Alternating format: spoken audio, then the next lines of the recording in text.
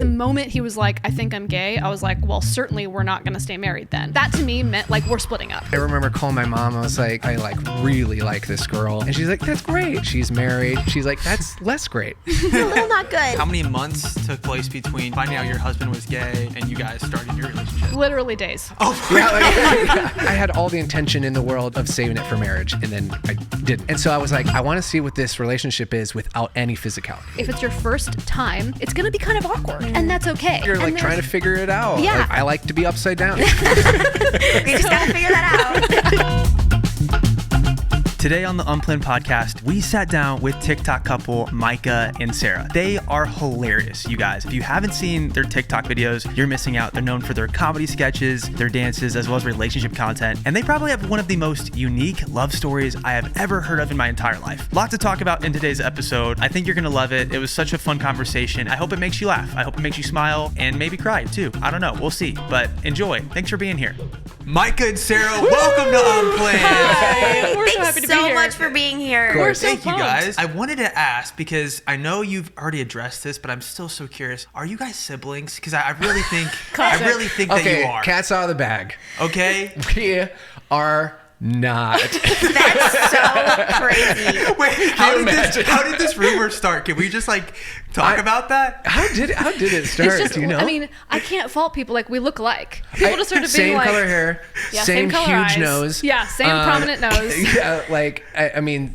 I don't think know, we there's- just have a similar... We also did this TikTok where it was like, yeah. I don't know, like way back in the day where it would shift swaps between the face like... back and forth really quick. Yeah. And then it like was kind of like- goes back and forth. And there was like a trend where it was like husbands and wives doing it or whatever. And we did it. And the only thing that changed was my Hair. facial hair. Literally, like hair getting longer, beard going away, but the face was like Afterwards, the we're same. like a little shook. Oh my. And so were your followers saying like you guys need to get a DNA test? Yeah, This is freaky? for sure. Did for you sure. did you do the DNA test for a video? No, we didn't. But we like... That would be funny though. It Actually. would be fun. We should do that. a video. Yeah. Prove it We once should and do for it. all.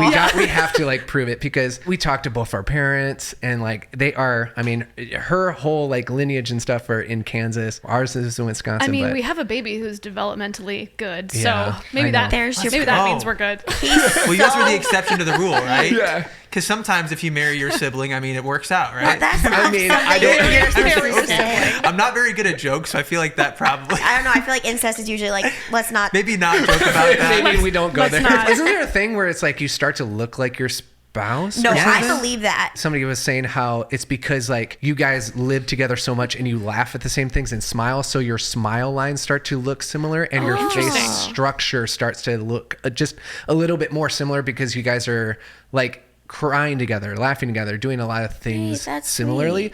Maybe, sweet. or you start to mimic how people like laugh or smile Sure. because that you're when you're with. So, but we just happen to speed up that process. Yeah, There you from go. before we just met. look before we met, and we just we're like, oh, let's just marry. We're just really vain. Yeah. And we look, we're just like, I just like, You I look want- like me. Yeah, you look Therefore, like me. you're attractive. Yeah. So that's how you knew that she was the one. You saw her, Yeah. you're like... I was this like, is it's like someone- looking in the mirror with longer hair. That's the one for me. You're like, this is no. a married woman that looks just like me. Oh I want her. no! Oh no! Yeah, it's a wild story how we met. It is a wild story. Can we Yeah. dig into that? Yeah, of course. I love these stories. Yeah. I I think they're so had much no fun. idea. Yeah. That's crazy. I didn't know Yeah. you were married previously. Yeah. Mm-hmm. It was a wild ride. My college boyfriend. Mm-hmm. We got married like right out of college, and then he came out to me when I was on the Beauty and the Beast national tour. Yeah. Was he on the tour as well? No, he wasn't. He was Okay. back at home, which is kind of, I think, what gave him the freedom to like realize that he'd kind of been stuffing that down. So it was over the phone. No, he came in person. Oh, okay. I respect him so much for the way that he told me, because he was straightforward. As soon as he sort of was like, okay, this is true, and I'm not gonna lie, even though it's gonna be very painful. I'm not gonna lie to her about it. He came in person, he told me, and of course it was very hard and very painful, but I respected him so much for being honest with me. Because imagine he wasn't, and we stayed married and we had kids and Told you what? Oh, that he's gay. Okay. I don't think you said that. Oh, I said he came out to me, I think. Yeah. Oh, you did say come out to you? Yeah. I thought you meant come out as in like visited. Oh no, came out. Well, he Yeah. came out as gay. Yeah, He yeah, made yeah, it very yeah, clear. Yeah. How did he preface the conversation? Well, he was just acting very weird, and he sort of started to like tear up, and then was like, I literally said, I think I'm gay. I like guffaw laughed, because I was like, you're joking, right? Was it something that had ever crossed your mind? No, not one time. Wow. Which people are like, I don't know.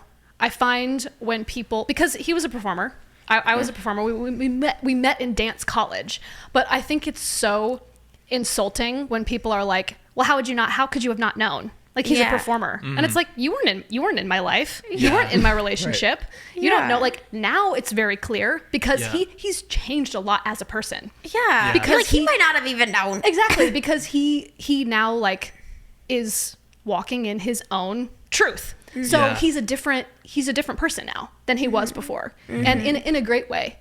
But no, I never had any inclination because we had so much fun. We had a great relationship. Like, I don't, why would I have the inclination that I was like, we went to dance college. Like, a lot of the guys there were gay. Most of them were. Yeah. So if you're going to come out anywhere, there's the place to do it. Yeah. Safe space to do it. Yeah. So I would have thought that would be where that would happen. Yeah. That's a typical thing that happens in the industry, in like acting and theater. Well, musical theater, at least for me. I like, people thought I was gay for my whole life. Same. I think once I got married and had a kid, like, people were like, oh, okay, I guess he is straight. But I think it's just, I don't know. There's something about like maybe the industry or my personality. I'm just a little bit more. I think if you have a goofy, fun, outgoing personality, which is unfortunate that it's like straight men can't be goofy and fun. Yeah. That's sad. Yeah.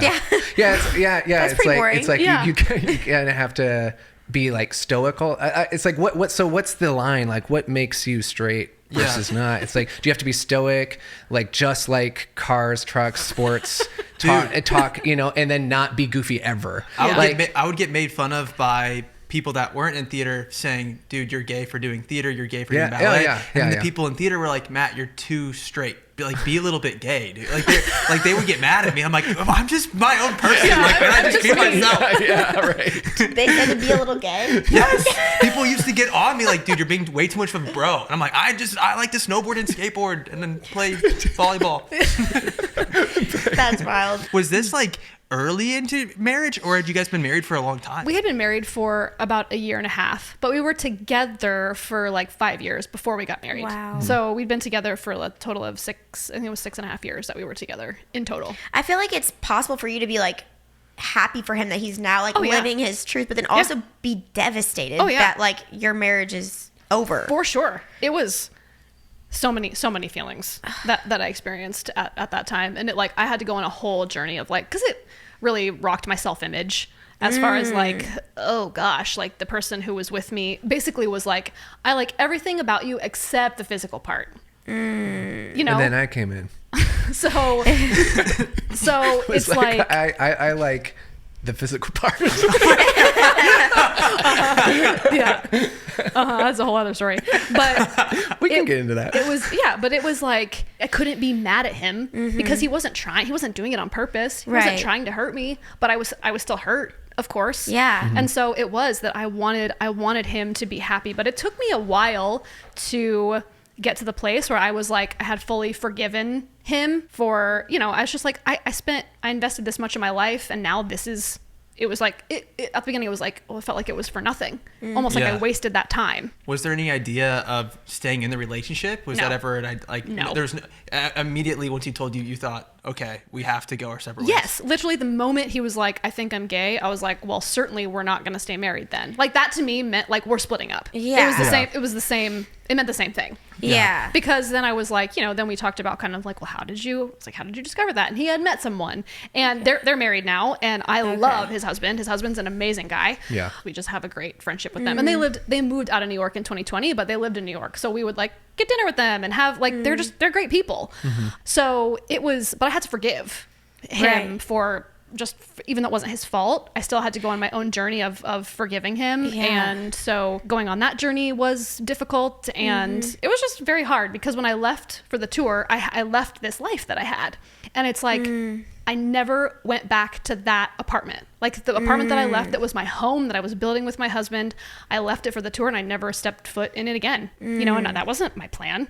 I wasn't expecting that to be the last time I ever saw that apartment. And I don't know, it was just, I stepped back when I came out of the tour. I stepped back into like a completely new life, and it took some adjusting. It was hard. There's nothing that boosts my confidence like getting compliments from my wife about how good I smell. No, you've been smelling so good recently. Seriously, I walked into our bedroom and the whole, like, he had just showered. The whole room smelled incredible. I was like, what is that?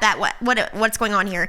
It was Harry's. It was the fig scent specifically. It has notes of cedar and orange. I've started using it myself because it smells so good, you guys. You've been stealing my body wash? Yes. What? Yes. Seriously, if you guys ever find yourself in a place where they sell Harry's, go and just take a whiff of the fig, cedar, and orange. I just don't see how you're walking out of the store without it. It smells amazing. They also have a charcoal and lime one, which is their stone scent. They have a Wildlands one that has notes of sandalwood and cypress. They smell so clean, so masculine, but also so like light and fresh. The formula was created by experts with years of experience at luxury brands. It feels and smells like the swanky $30 brands, but only costs $8, you guys. I did not realize it was only $8. That's insane. It's a steal. You know Harry's for their incredible shave, but now you can complete your routine with amazing smelling, richly lathering body wash. Keep your game on point. Shower with Harry's. Try Harry's body wash today for just $8 at harrys.com/unplanned. That's harrys.com/unplanned for a sniff of this incredible body wash. Do it. And my brother also passed away on that tour, so it was a difficult year for me. Yeah, and like every night you're still like on stage, like having to.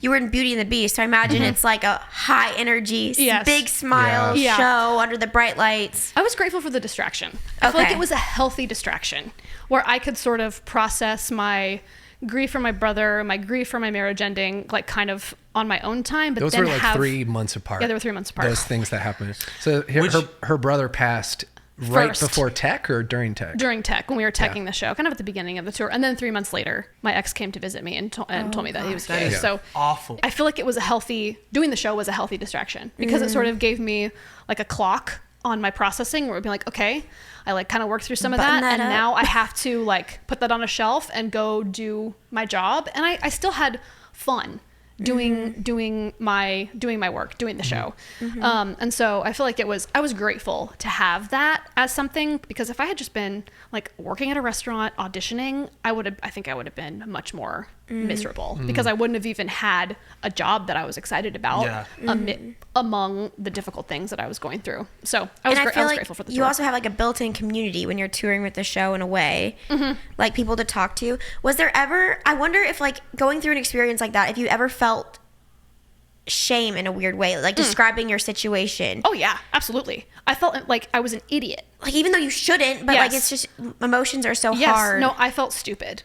Especially, that's the other thing. It's like, I mean, obviously this is not that common of a situation, but like PSA, if you ever meet anyone who has gone through that, don't say, well, yeah, I could have told you that he was gay. That's awful. Like, yeah, I could have guessed. People actually said that to you? Like, oh, I could have guessed. Yeah, like, oh, I thought that. I'm like, that's a helpful statement. Yeah. Even if you think it, don't say it. It's like you think I don't feel bad enough already? Yeah. You don't think I feel foolish enough already, feeling like I should have seen something, that I, replaying all these different things, being like, should I have seen something? Could I have known? Could I have, all of that? So yeah, it was hard. It was a journey. I feel like it'd almost feel better if you could just like label him in your brain as a villain, but you're like, I can't. Yeah. Like, it's like I'm still a victim in a way of like a terrible experience, but you're not the bad guy. Yes. That's that's so hard to process, I imagine. But yeah. I also feel like life has a way of like, when it rains, it pours. Like it kind of gives you those hard seasons, like just goes down hard, doubles down on you. Yeah. And then, the light comes at the end. You're like, okay, wow, I'm glad that's behind us. Yes. And we learned so much. For sure. And so many good things have come out of that. Yep. Clearly your relationship is one of them. Yes. Yeah. So kind of talk about like, Matt kind of touched on this, but she was married at the time y'all met. So and you just knew, you were like, this girl, I'm gonna wife her up somehow. I don't know how. I like on tour. She was the last person in our entire cast who I talked to. Like, she was just kind of like to herself. Like during rehearsals, she would just do her work, do it great, and then would go and kind of go back to her life, or it wouldn't like hang out much. So she was like mysterious. And then then it was like, what, 1 month into performances? Maybe. I mean, yeah, I guess, yeah, because it was after I came back from my brother passing away. Like, didn't talk to her, I didn't say a word to her through all of rehearsal, through all of tech. Didn't even realize how many times we were actually by each other during the show. Yeah. And then like about a month or month and a half into tour, into the shows, the whole cast went out to this restaurant or bar, and there was this huge table, and we were all sitting at it, and I was sitting there, and the only seat available was one that was next to me. And guess who came by? Yeah. So she came by and sat next. Open, so. Yeah, so sat next to me. I was like, oh, okay, all right. I guess like I'll meet this person who's been in our cast this whole time. Yeah. And we just like hit it off. It was so easy to talk to her, and she was so down to earth. And we just chatted. We ended up sharing food, and it was great. I caught feelings real early, but I was like, shoot. She is married. This was a little bit of a trend for me, unfortunately. But I would like fall for these girls that were in relationships, and I know it's like a horrible thing, but I don't know what I've gone through therapy. Don't worry about it. I've worked through it. But. And so this happened, and I remember calling my mom. I was like, Mom, I like really like this girl. Aww. And we hit it off. And she's like, that's great. She's like, she's married. She's like, that's less great. And so not good. She's like, well, like you can't really do anything about that. You know, it's like you kind of have to like let that go. I was like, I know. And then her brother passes. Her brother had. That was after. That was all after. Mm-hmm. No. Yes. Sorry. So that was after. Mm-hmm. Before, her brother passed. Her brother had spina bifida. Lived for he was like 25, and then so she went home for tech, and then you came back, and there was like a quick little interaction that we had in the hallway where you came back, and I was like, glad to have you back or something like that, and you're like, thanks. I mean, and that was it. That was the extent of it. Mm-hmm. So then later, come January, like 3 months later, she, her husband comes out, and then she was like telling me, and so then the rest of the tour we just got to hang out and then get to know each other more and kind of like start this like potential so like an unhealthy distraction was like me. It was just like helped me bury my self-image issues and like feel good about myself, because I was like, oh, someone wants me, so I'm just gonna sleep with this guy and have that be my like what distracts me from like feeling like my self-image is in the trash. So that was an unhealthy distraction, I would say. It was it was pretty like physical forward in the beginning. How many months took place between you finding out your husband was gay to Micah and you guys starting your relationship? Literally days. Oh, that's why it was an unhealthy distraction, because it was just something to make me feel good, to make me feel better. Well, you probably were like in one of the lowest places you'd ever been in your life with losing your brother, and then and then finding out you're getting divorced like that. That's probably a horrible place to be in. Yeah. Like so for me, it was like, this is so bad to say, but it was like the best scenario for me. because if her like, let's say her husband cheated on her with a girl. Okay. That's a totally different situation where it's like a lot. I think that would have been a lot more messy.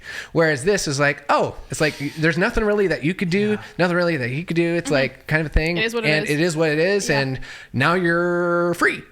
And so like, and so we, it was like a pretty physical relationship in the beginning. Because before, when I was married, we were great friends, but it was like clear there was a lot of chemistry.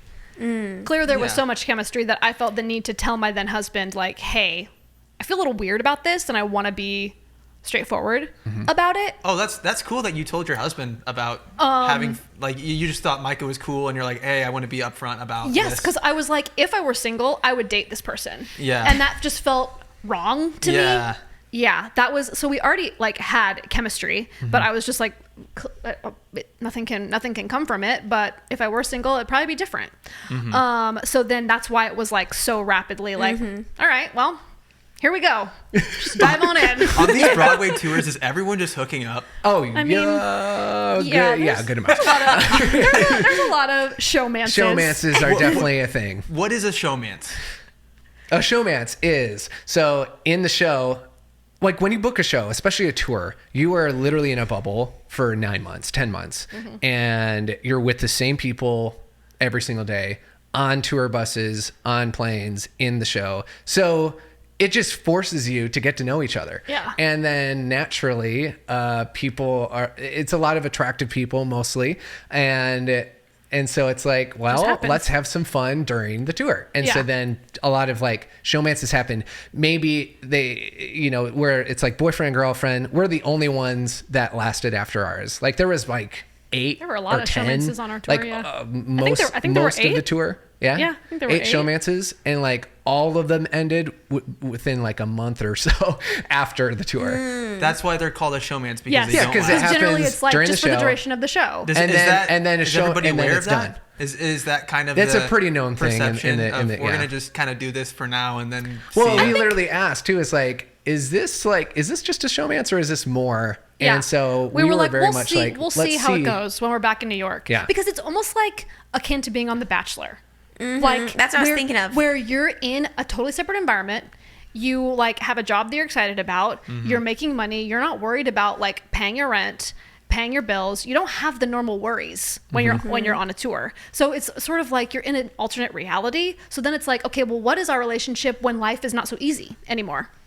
And we're not together like in the same place every single day. We're back to like reality, basically. Yeah. So then what is can our relationship stick it out when things aren't quite so smooth sailing? Or if we need to be like, I don't know, a little like more emotionally intimate with one another, if we're going to have a long-term relationship, is that something that we can actually do and build? Or was it really just kind of like more surface level, just worked for the time, and that's that. This show is sponsored by BetterHelp. I don't know why there is a stigma around mental health, especially for men, because if you're a guy, you do have feelings, you should talk about them, and what better place to talk about your feelings than with a therapist? And with BetterHelp, you can meet with a therapist from the comfort of your own home. If you don't like your therapist, you can switch free of charge at any time, no questions asked. They make it so easy, you guys, and I've used BetterHelp. Therapy has been such a game changer in our relationship. Not only couples therapy, but individual therapy has been amazing too. And I think the more people that talk about it, the more we can get rid of this stigma of, ooh, mental health, that's weird. No, it should be something that's completely normalized, because your feelings matter and there should be somebody that you can talk to about them. And with over 35,000 therapists, BetterHelp is the world's largest online therapy platform, having served over 5 million people globally. It's convenient too. Like Matt said, you can join a session with a therapist at the click of a button,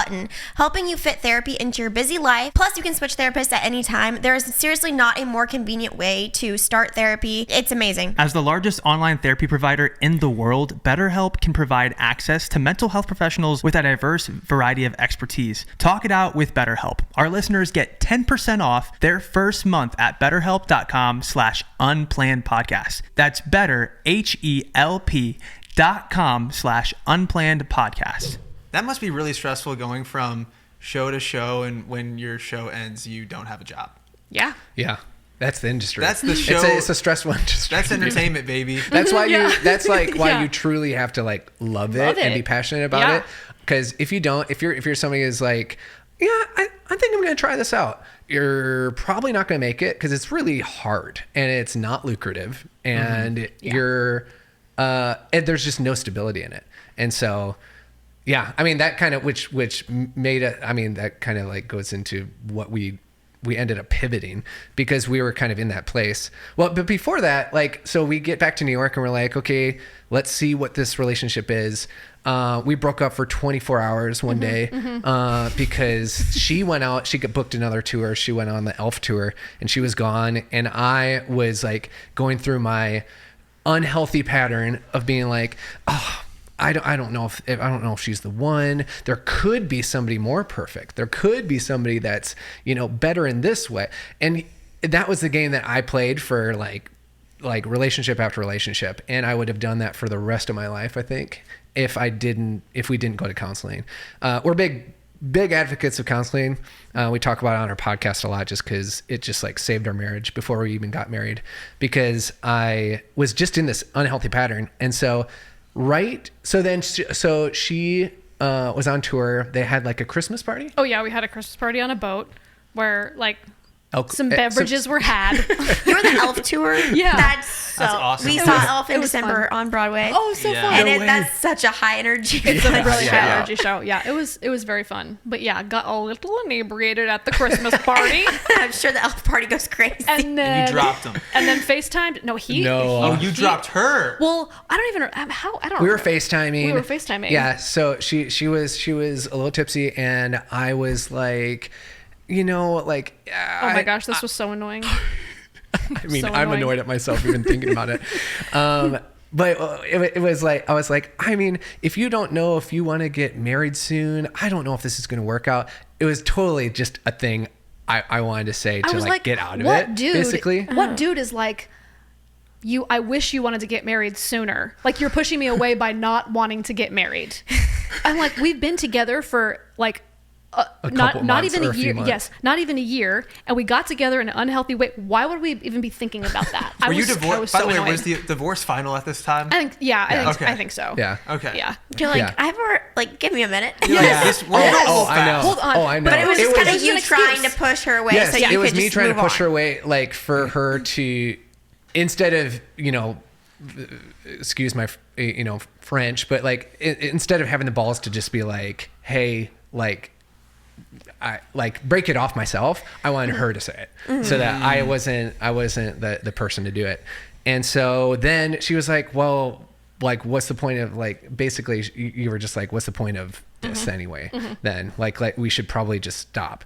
And we both hung up. We both cried our eyes out afterwards. And then the next morning she like texted me being like, hey, like, can we talk about this in person where we're both sober and I'm like not away so that we can actually have this discussion? And then when she came back to Elf, it was kind of like the same time. Back from Elf.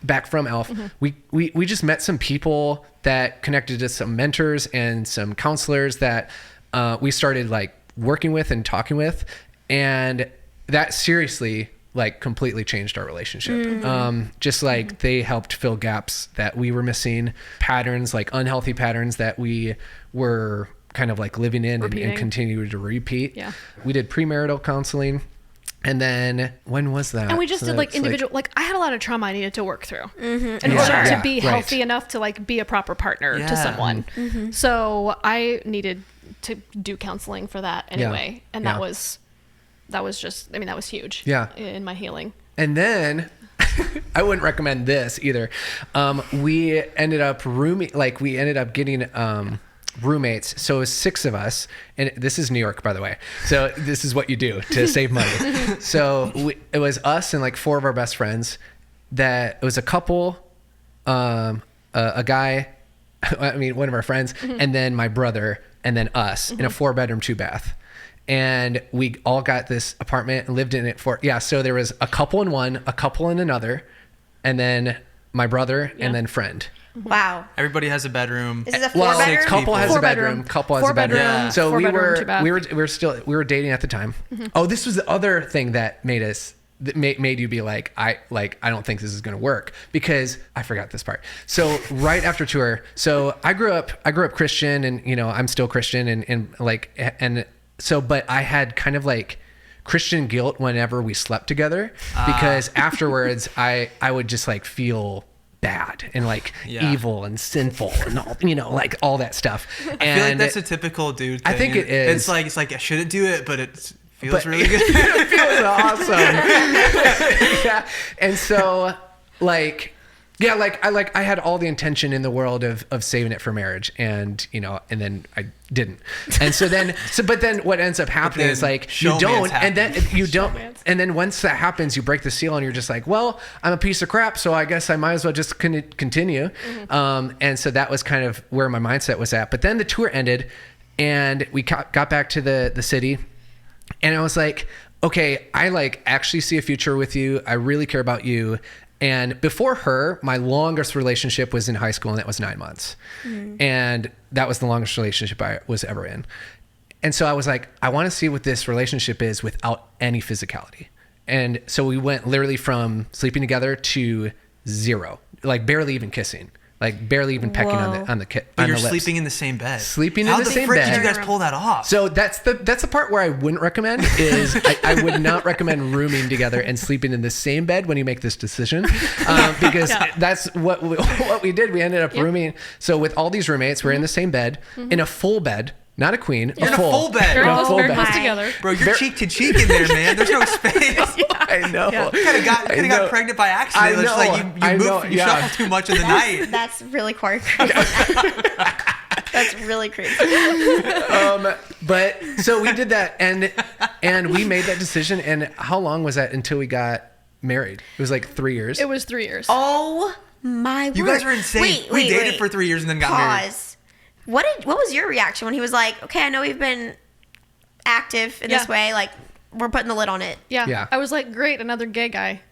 Oh, literally, that was my thought. Yeah. That was my thought. Not really, but I was like, great. I mean, it has to make you someone question. else. You're like, someone else who literally is like, everything is great, but nothing physical. And I'm like, what the frig is wrong with me? Yeah. Like, why does no one want me physically?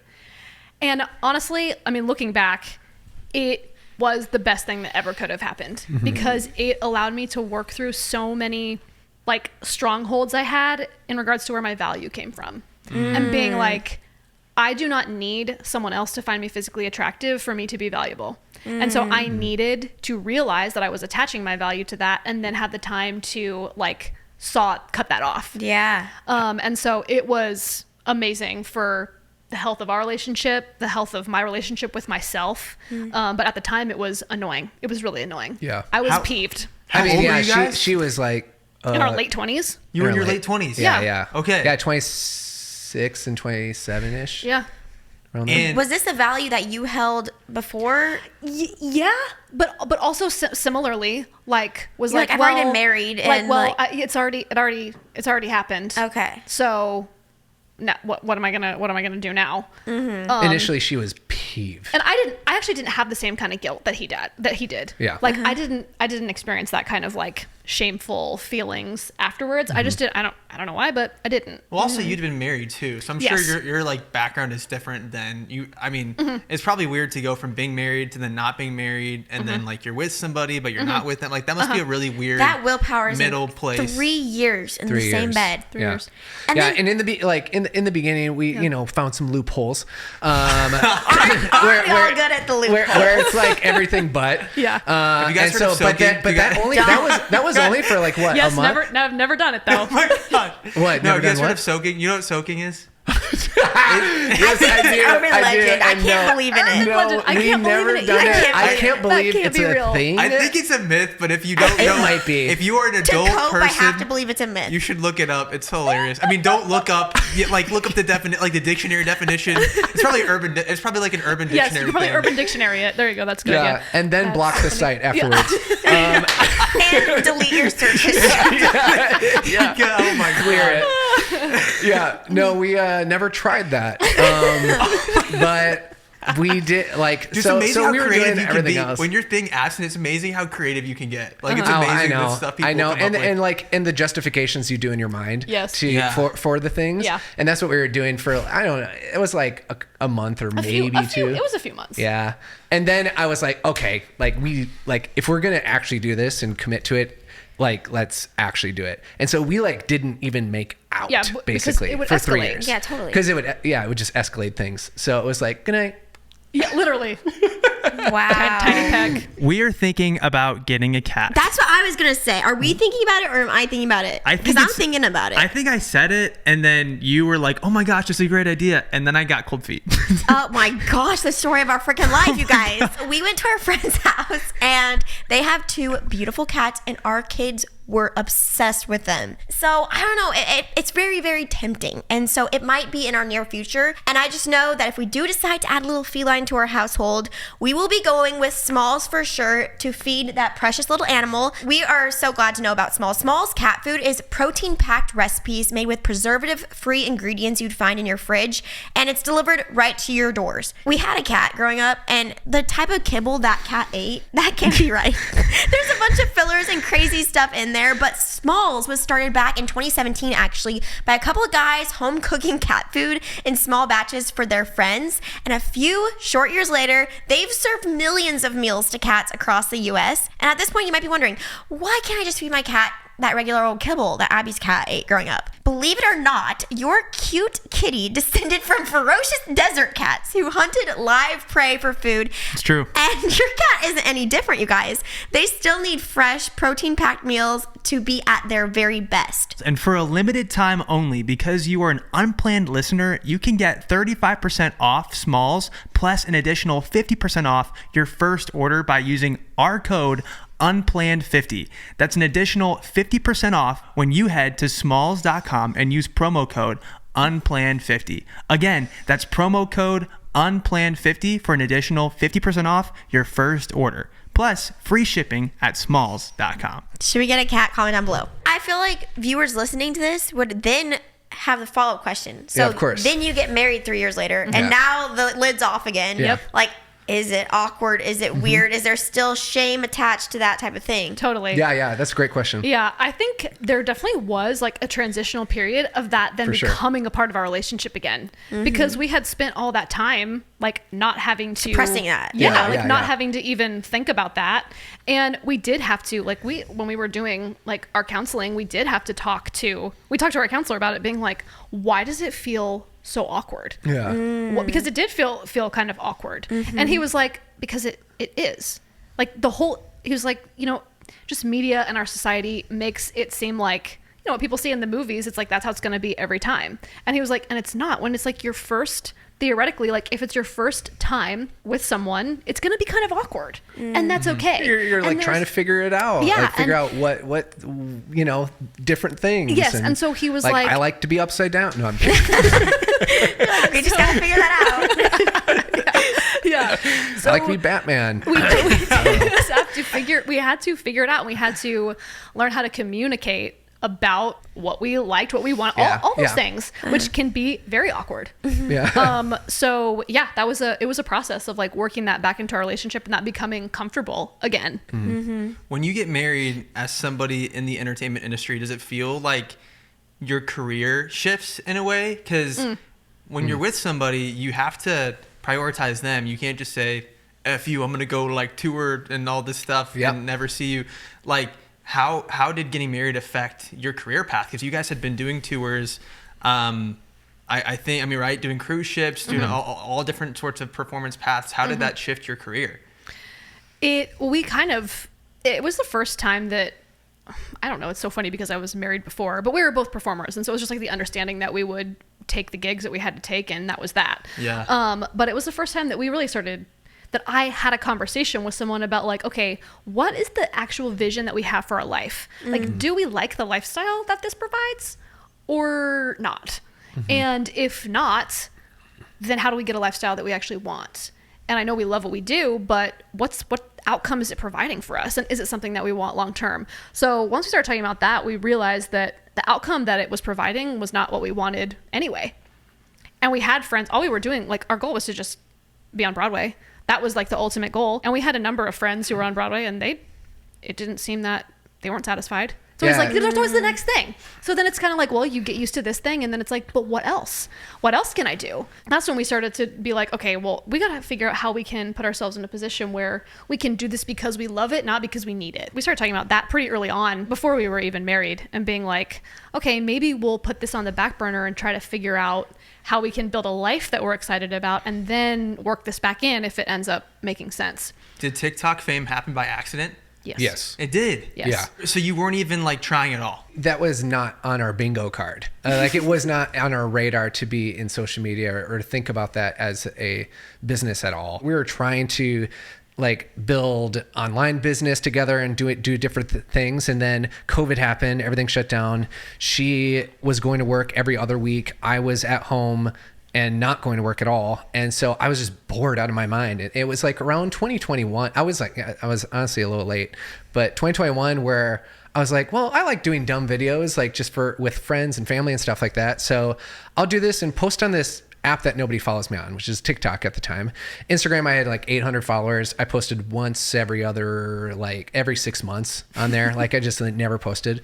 And then I posted, and it was like, I don't know, the third or fourth video kind of went viral and went to like 8 million views in a couple days. What's crazy is the video that went viral was, we were on our honeymoon, and it was like this pool video where the edge is clear, but it's like refracted, curved. So it's a affinity pool that people could see. And so it makes your body look like it's separated from your head. So I just did something silly, and she thought it was funny. So she filmed it, not intended for social media, but I just posted that, and it just went bonkers. And we gained a bunch of followers, and then also like managers and stuff started reaching out. And so it's like, that started the wheels, like, oh, this could like become something like this could be a potential like business. And so then from that point on, we just kind of started posting, and it was just me initially. And then I brought her in, and the ones that I brought her in did better, of course. And so then I was like, I think people just liked our dynamic. And so then I was like, okay. So then we decided, it was like, we're going to make it a couples channel. And that was like mid 2021. And then we just like, I was like, all right, if we're going to do this, like, let's do it. And we posted like 2 to 3 pieces of content, like TikToks and Reels, every day for a full year. And then after that, scaled back to like now posting every day, and then it's just like gradually gotten to where it is. We've never had like the exponential growth that a lot of these or that some of these influencers have, where there's like, I started a TikTok and went to 1 million in a month, and then 2 million the next month. Like, we never had that. It was just kind of consistent, just little by little, slow and steady growth. But we were just consistent and just stuck with it. And we left our jobs a year ago, I think, for the first time. Yeah, yours was about a little over a year ago, and mine was like a year and some change ago. Yeah. And what were those jobs that you left? We were working like corporate finance jobs. Are you serious? Yeah. You were corporate how'd you go from Beauty and the Beast to corporate finance? I know, isn't that hilarious? I mean, like office managerial work. Yeah. So I wasn't in there doing stocks and trades and stuff. Yeah, doing trading. I would lose a lot of money on companies. Because when we were like, okay, well, let's like build a business. So we were like, let's get corporate jobs that we can just like work them from 9 to 5. And then we have our evenings and weekends free for us we don't have to take that work home with us. Yeah. We can just have our time outside to build something for ourselves. So that's when we kind of transitioned into that space and just were like, let's get like admin. You got yours way before I got mine. Yeah. But yeah, just like office managerial work at financial firms in New York. And so we were like, it's steady paycheck. We don't have to be worried about money. Yeah. We can leave our work at work and we can focus on this. And then eventually we won't need those jobs. Like that was always our plan. And that's what happened. Yeah, it kind of just gave us structure. Because before we would be working like 2 or 3 jobs. Yes. That's because if you're pursuing acting or like in the industry, a lot of auditions in theaters, but cut that. I was like, just stuttered like crazy. Have you seen those reels or TikToks where it's like when you stutter and you're like, and then they're like, ha ha ha, and the guy like punches them. I do it too. I feel like it always sticks out to you when you do it though. I didn't even notice that you did it. Phobia of oh my stuttering. gosh, I know this is why I know it's because my best friends, every time anyone in the group stutters or makes a misstep with or has like a small voice crack or anything, it's like immediate, like drag him like, oh yes. I mean immediate. So like I'm so hyper aware of it where. Like if my voice cracks, I'll stop and like wait, and then everybody's like, gonna beat me up right now. They're like, everybody's waiting for you to continue. Like, oh, so you're not gonna make fun of me. Oh yeah. Oh, you guys are nice. Okay. So, what was I saying? Going from creative jobs. Yes. Because in theater, auditions are typically like in the morning. Yeah. So you can't do a 9 to 5. So you have to like work.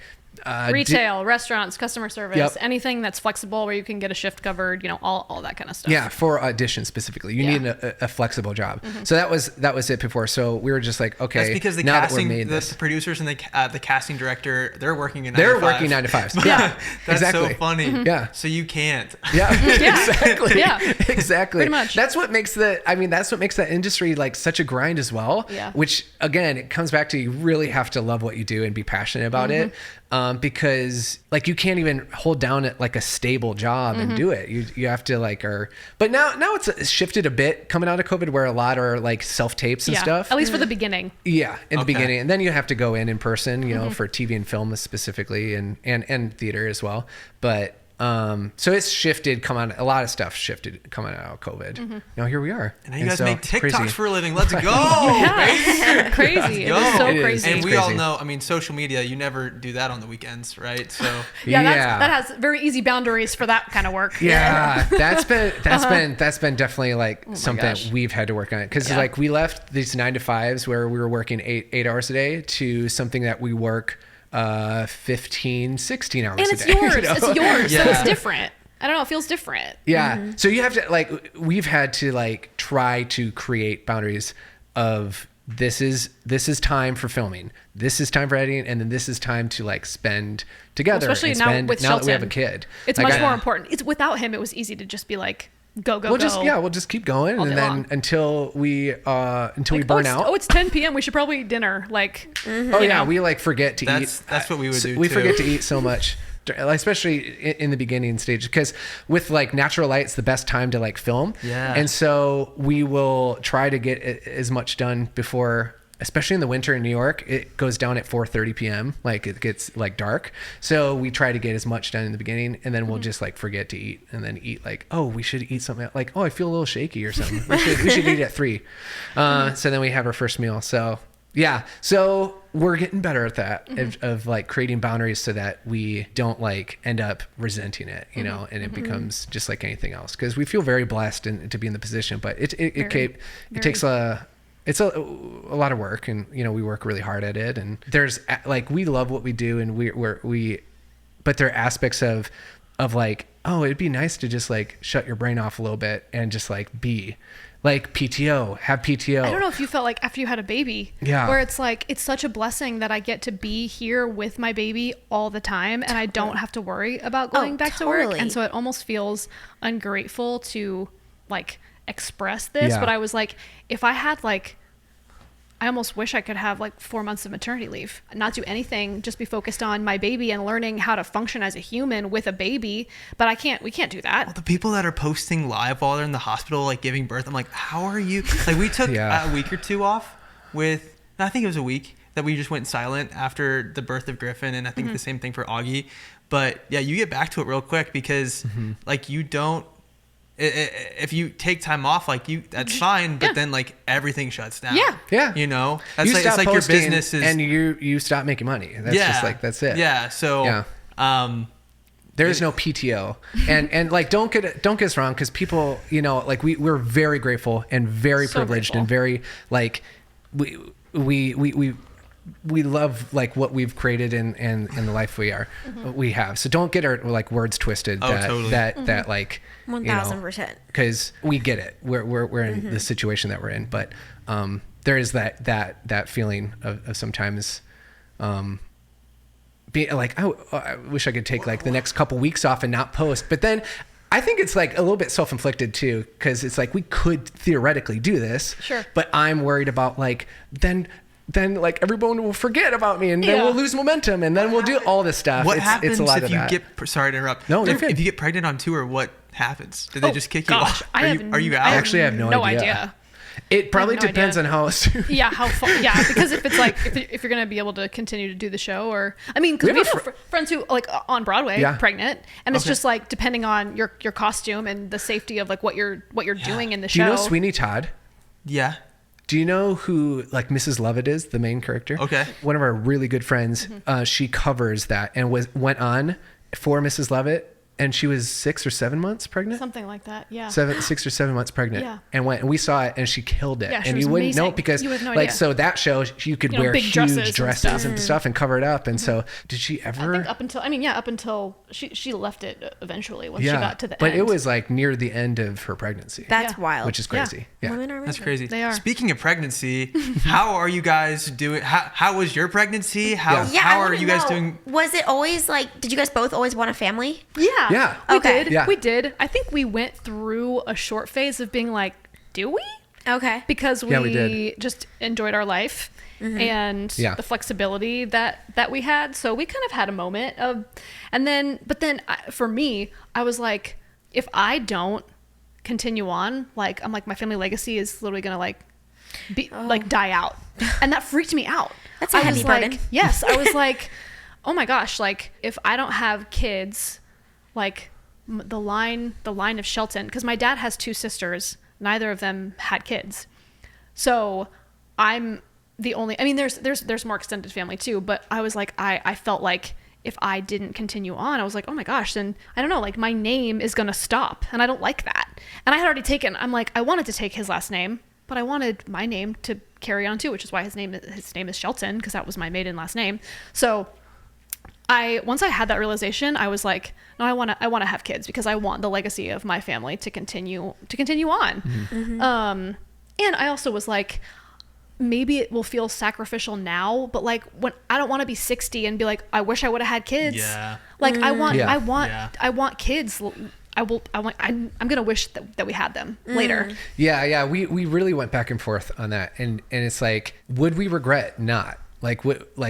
Sure, there's a time where you sacrifice the convenience and the just the comfortability of what you have going on with when it's just you two, but I think you just gain so much more when you have a kid. Now we know how much you gain. But when you're on the other side of it, you only know what you know, and you can't conceptualize it. Yeah. And just like when people are like, you can't conceptualize how hard it's going to be in the beginning. And like the first month was really hard for us just because I think it was such a transition for us mentally. People like warned us for that. And we were like, yeah, I get that. But like, we're strong-willed people and we got this. And I think we went into it with like we were pretty like, I don't know. How hard can it be? Yeah. Like big-headed about it a little bit. We'll figure it out. Then it happened and it kind of like rocked us like the first month.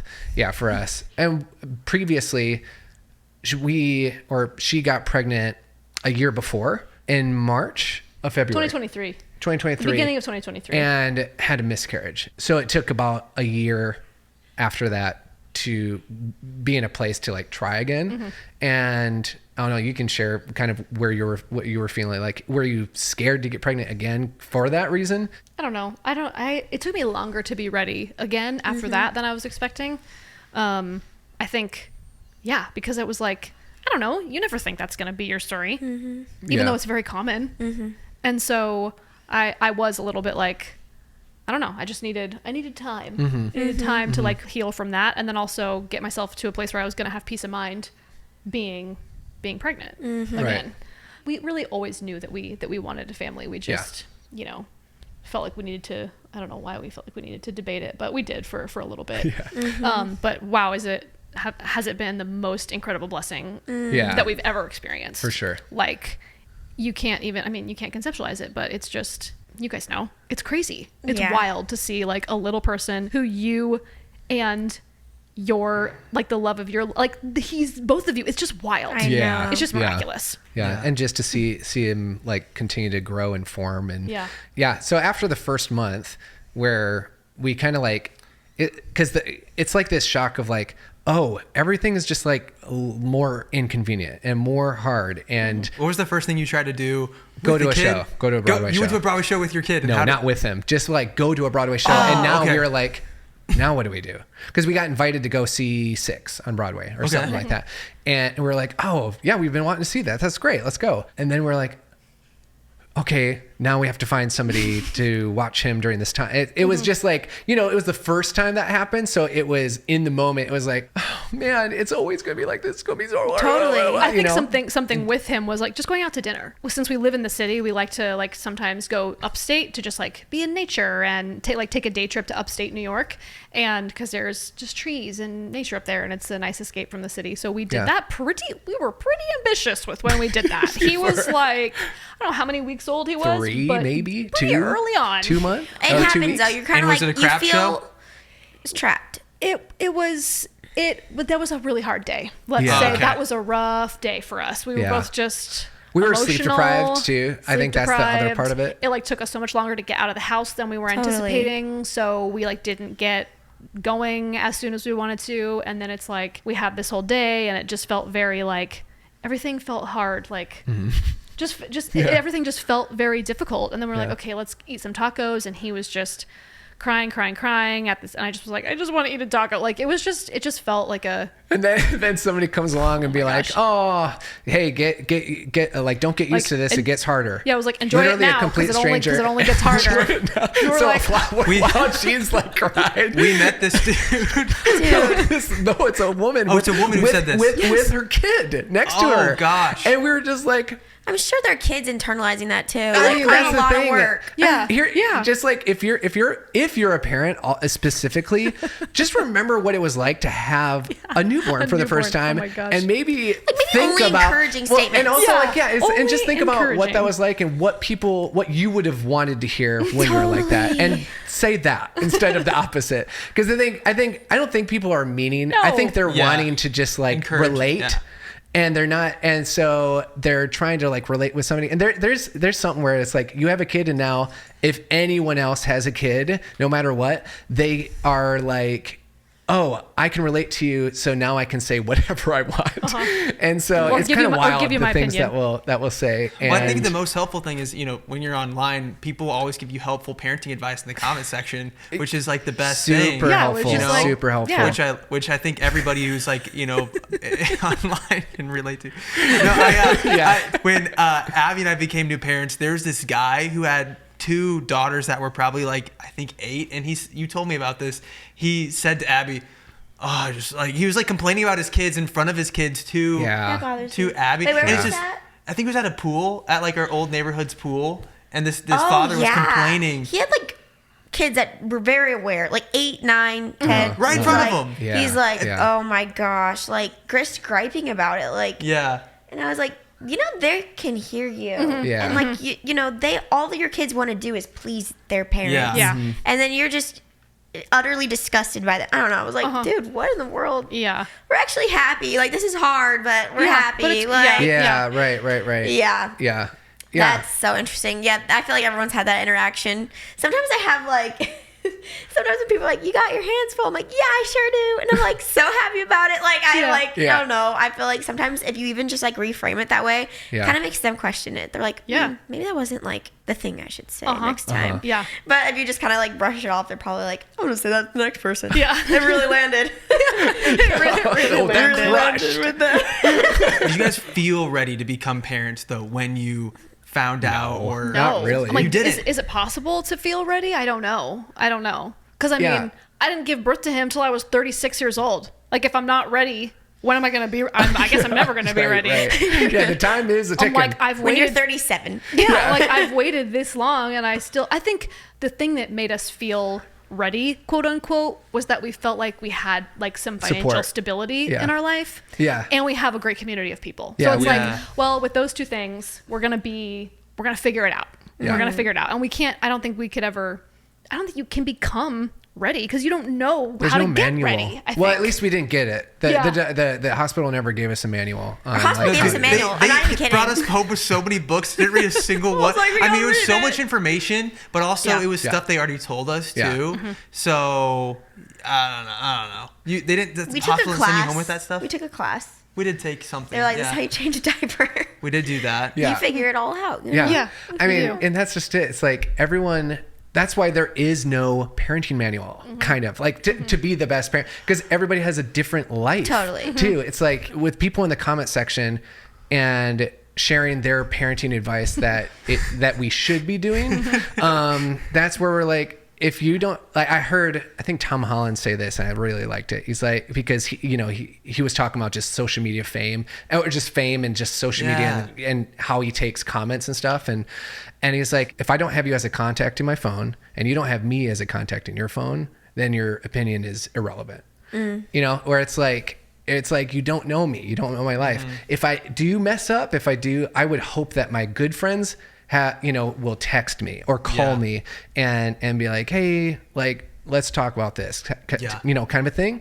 Whereas the person on social media, they're only seeing a specific thing, a specific side of your life and not all of it, taking them with a grain of salt. And like if we ever do, we don't really get many comments like that, to be honest. We have a pretty positive community, which we are very grateful for. And so, but every now and then there will be one, and then you're just like, okay, like restrict. I was a little nervous, like in the social media world, like becoming parents, because parenting, that subject matter is a very like opinionated about it. Very opinionated, because everybody has their way of doing it. But that's just it. You have your way of doing it. We have our way of doing it. And as long as we're not like beating them and like doing something, very like obviously wrong, like you're doing the best you can. And if you love your kids, like they're going to turn out fine. There is no such thing as perfect parenting. And like, no matter how good of a parent and how present you are with your kid will still have some sort of like childhood scripts that they'll need to work on, whether it's like living up to perfectionism or whatever, or, and so it's like, you can like release that.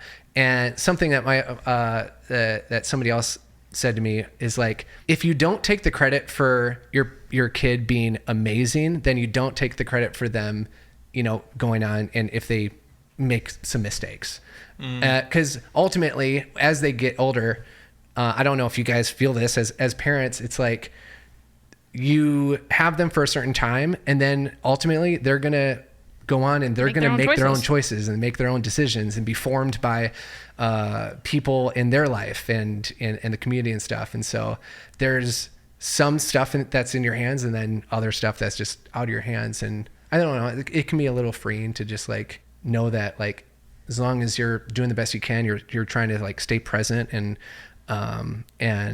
when you're with your kid, be present with them. That's something that also, like being on social media, is I don't want them to think that this is more important than them, like the phone. And so figuring out boundaries for that is going to be interesting. I feel lucky, like, and it's always like hindsight's 2020, but that we didn't grow up on social media. No. Or I didn't. We didn't have it. Like I didn't have a cell phone until I was 16, and it was a flip phone. You could only text and call, and you could only text like 250 characters a month if and then you're out, and then you had to wait for the next month. And so, because there's just so much development that like your brain's not fully developed until you're 25, I think they say 25, 26, 27, which is crazy to think about, a kid that's 6 that's like comparing themselves to a lot of people on the social media. So I don't know. You guys mentioned upstate New York. Do you have any plans of maybe one day moving there to raise a family? Do you think you'll stay in the city for at least the foreseeable future? We've been talking a lot about wanting to potentially like buy a house somewhere else. Yeah, that's not in New York. But it won't be upstate, I don't think. No, because we would want it to be, I don't know. I'm in New York because I love the city. Otherwise, I mean, we also love our friends that we have in New York City. That's a big reason. That's a big part of what has kept us there is our community there. But our apartment is starting to feel a little like the walls are closing in, even with just one little baby. So we have definitely been like, okay, I think we would love to get something, to buy a home somewhere else that's not New York. Whether it's, we'll see. We love Arizona, so no way. You guys thought about moving out here?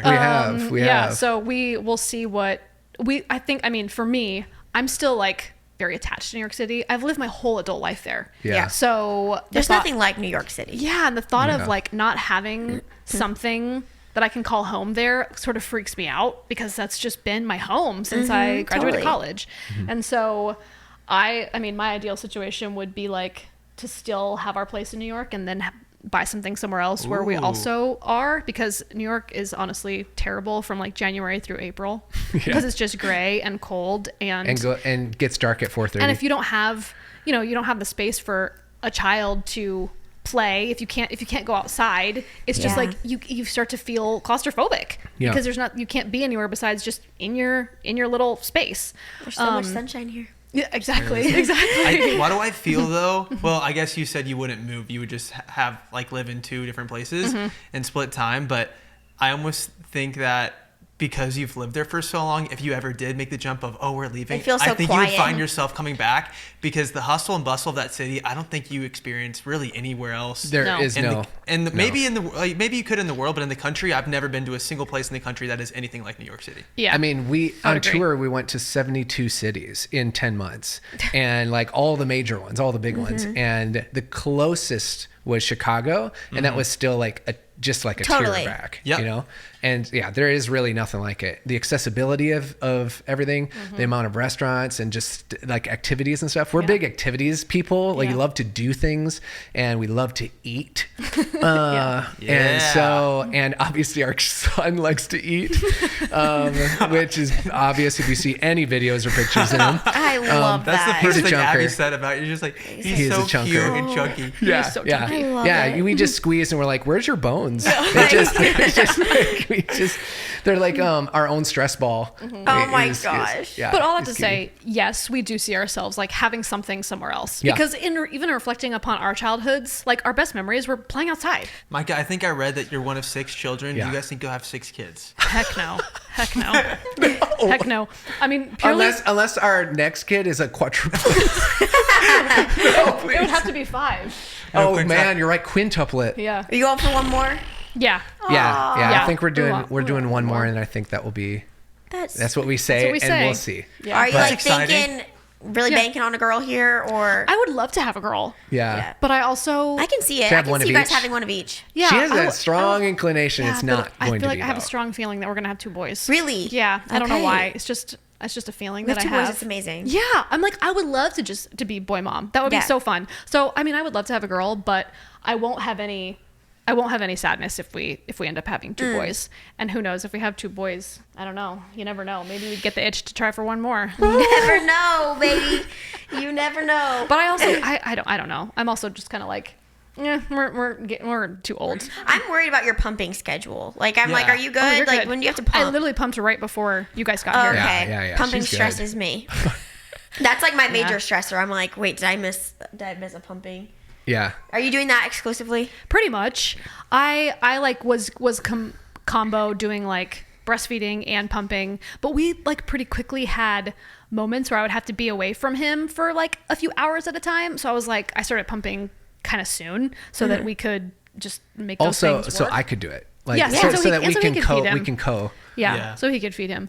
And now I pretty much exclusively pump and then bottle feed him. I just really like knowing how much he's getting. Totally. Because I like knowing that he's full. So if he's upset about something, I'm like, well, you're not hungry. I can rule that out. I know for a fact that you're not hungry. And that dude ain't hungry. Yeah. I'm like, your caloric intake is just fine. I know that it's just fine. Yeah. And then we could share it too, because like she could only do that, you know, and he has never had issues latching to the bottle ever. Yeah. And he went through a period where he had some latching issues on her, and so that was kind of a difficult time. But yeah, it just like it just has worked out a lot better. It's a lot of work though. I mean, you got to be real diligent with it to keep it going, especially with a baby that sucks down 30 ounces of milk a day. You're like, we went to Dubai Dubai for a week for a partnership, and she pumped the whole time and brought back all the milk for her. And no way. Yeah, so it's kind of great. I mean, kudos to you. You're very diligent. How do you make that much milk? I don't know. She just drinks a gallon of milk a day, and it just goes. I don't know. Straight. I guess my body just keeps up with what I pump, and I pump like, I mean, the pump goes for. Do you pump through the night? I had like a dip in my supply, and I think it was from being away from him. Yeah. But the dip in my supply really was freaking me out, so I started waking up again, setting an alarm to wake up in the middle of the night. Pumping. He doesn't eat in the middle of the night anymore, but I set an alarm to wake up so that I can, because I'll usually get one pump after he goes to bed.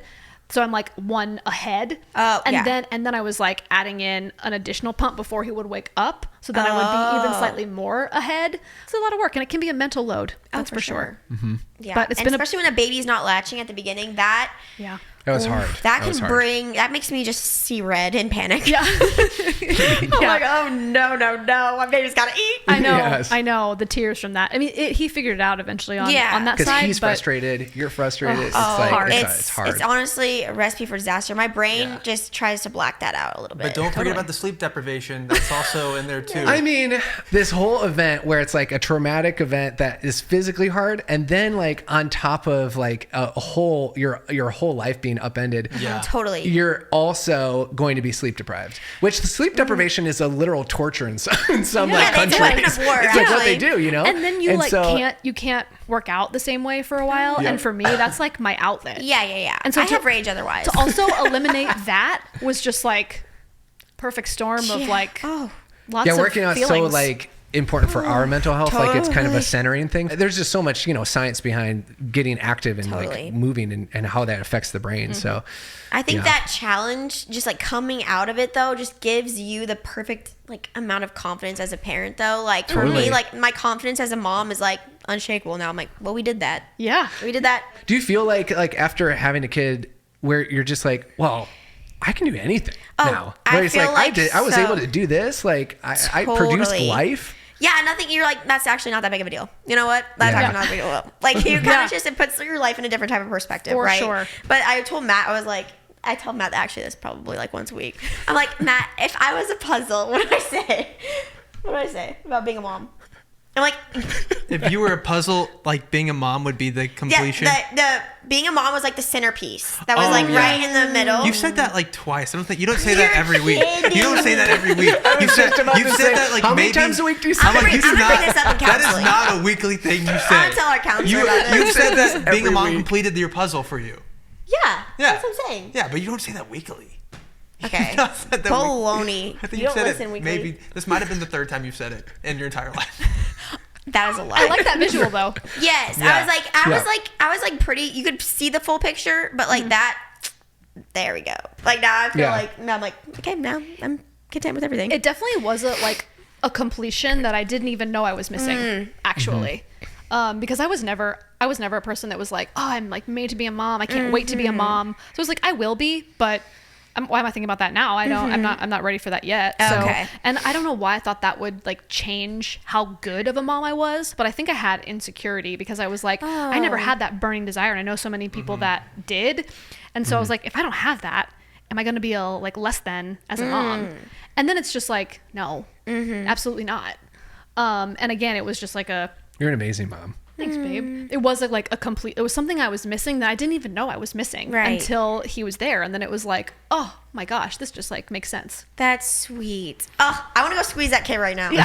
I just realized that you guys have shoes and we're giving just feet pics to everybody. Oh, that's great. We're actually going to clip this. Yeah, I was going to say, you're going to make so much money on this one. Yeah. I can't wait. There's been a DM or two about asking for Sarah's used socks. Oh my gosh. Wait, what? Yeah. Actually? Yeah. You're not even making this up. No, not making it up. Does that feel violating? Did you feel offended that they weren't asking for we were like, how socks? much? I'm kidding. I mean, like, what's the number? How far can we go here? You're willing.